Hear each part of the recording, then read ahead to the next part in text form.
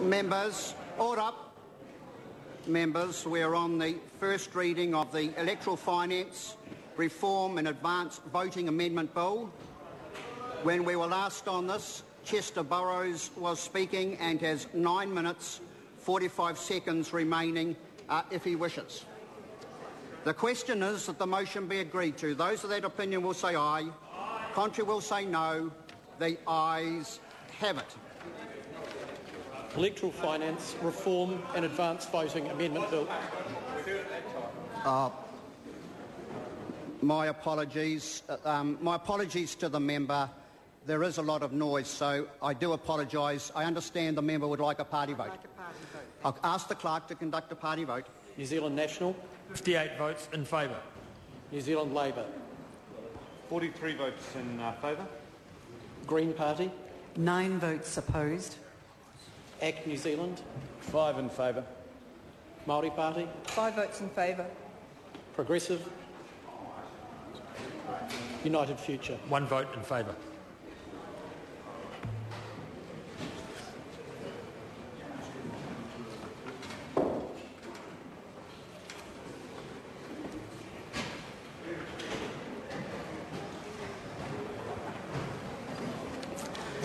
Members, the ayes are 112, the noes are 9. The motion is agreed to. Electoral Finance Reform and Advanced Voting Amendment Bill. First reading. The Honourable Nathan Guy. I move that the Electoral Finance Reform and Advanced Voting Amendment Bill be considered by the Electoral Legislation Committee. The question is that the motion be agreed to. Those of that opinion will say aye. Contrary will say no. The ayes have it. Call on Government Order of the Day number 3. Education Amendment Bill. Third reading. The Honourable Anne Tolley. Mr Speaker, I move that the Education Amendment Bill be now read a third time. The Education Amendment Bill amends the Education Act 1989. The changes in the bill will improve efficiency in the schooling system, reduce compliance costs for schools and early childhood education services, and improve the quality and effectiveness of education legislation. The first significant amendment, relating to police vetting, will reduce compliance costs and streamline administration for schools. The changes will minimise the risk that some non-teaching staff and contractors may have unsupervised access to children in early childhood centres and schools before they are police vetted. Schools and early childhood education services will continue to be required to obtain a police vet for all non-teaching staff. The police vet must be requested within at least 2 weeks of the person concerned starting work and must be obtained before that person can have any unsupervised access to children and young people. Only contractors who have or are likely to have unsupervised access to children must be police vetted. The bill makes police vetting of household members mandatory when children enrolled in a home-based service are being cared for in a home other than their own. And this applies to all household members who are 17 years of age or older. And Mr Speaker, during the committee stages, there was some fond reminiscences from the other side of the House of the previous amendment bill put into the House by Labour. And of course they conveniently forgot that that bill had contained some draconian vetting requirements that, according to the Primary Teachers Union, could seriously, and I quote, could seriously impact on community and family involvement in schools and centres. And they went on to say that it could include parents, grandparents, or any adult who helped with sports team at lunchtime, who came in to listen to an individual child's reading, or helped out during a gardening or a clean-up project. And, Mr Speaker, no one talked about that in the committee stage with any fond reminiscence. The bill also removes the New Zealand Teachers' Council as the conduit for the police vetting of all non-teaching staff and contractors. Schools and early childhood education services will now apply directly to the New Zealand Police for this service. And it was interesting again in the committee stages that an opposition member who clearly hadn't read the bill or had forgotten what the bill did talked about the extra costs of the vetting police vets that were proposed in this bill to early childhood centres in particular. And of course that service is currently provided by the police at no expense. Mr. Speaker, the second significant amendment to the Education Act 1989 allows for information matching between the New Zealand Teachers Council's Register of Teachers and the Ministry of Education's payroll database to identify those who are teaching in schools without registration.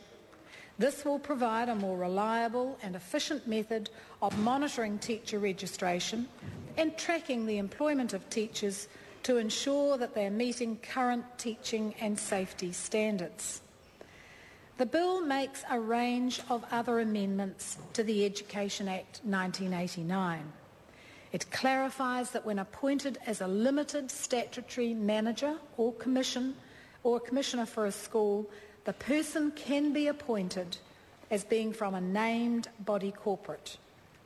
Now that was changed. My original proposal was changed at the Select Committee in a bit of a déjà vu from the Honourable Trevor Mallard and Sir Roger Douglas. And I've gone with it, being prepared to try it. But I just want to point out in this House that the hysteria from some members of both the Select Committee and in this House about the possible privatisation of schools as a result of this come from sheer ignorance. There's no other explanation for it. Sheer ignorance of the complex issues involved when we have to put in, the Minister or the Secretary of Education have to put in place a statutory intervention. And my desire was to enable the Minister of Education or the Secretary for Education to appoint a number of people with differing skills. Because sometimes you need employment skills, education skills, communication with community skills, a wide range of skills, and sometimes it's just not possible to get one individual capable of carrying out that task.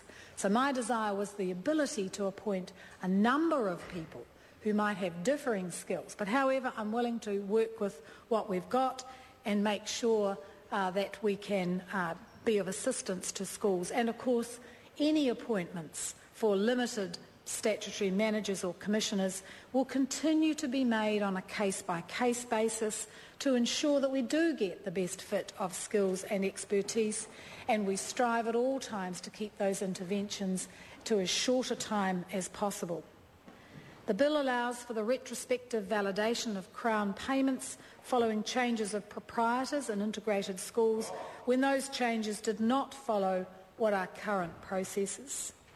The Minister of Education can change the timing of elections for school boards of trustees so that the elections can be held later in the school year. This will reduce the pressures schools face at the beginning of the year and make the election process more efficient and manageable. For schools that are about to close, the school board will be exempt from triennial board elections, which is a waste of money and time and resources.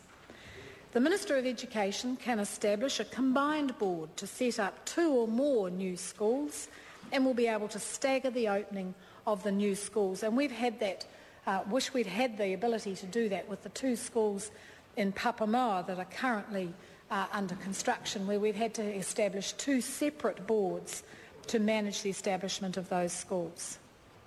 Special schools can apply to the New Zealand Qualifications Authority for accreditation in their own right to assess against the standards on the National Qualifications Framework, and the bill provides the Education Review Office with discretion over its frequency of review of private schools to give it the same flexibility to review less frequently private schools that are doing well as they are doing with the state system.